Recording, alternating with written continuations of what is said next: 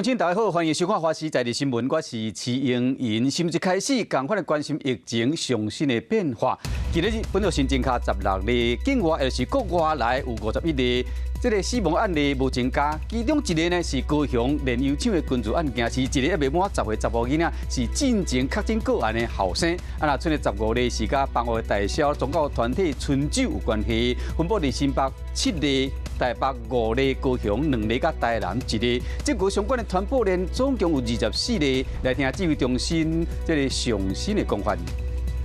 就昨天跟大家报告的哈，但前区有从这个设计师那到在代销的公司，然后在代销公司的有一位成员那他去参加他们这个佛道双修协会。那这样子里面那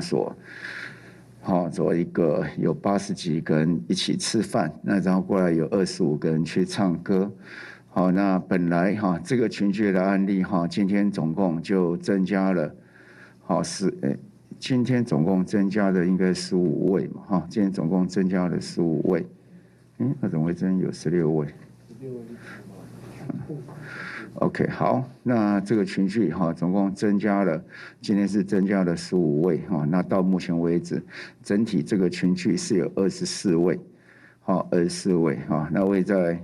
台北的有6位，新北13位，高雄3位，台南2位。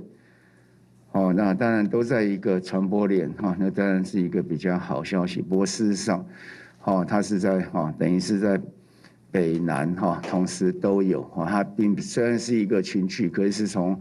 四面八方来的相关聚在一起，那各种职业的不同接触的人平常也不一样所以这个传播链我们现在是需要高度的予以注意了那不过相关的地方政府也都匡列的很积极，那速度也都相对的快那我们希望能够尽速的把它控制下来。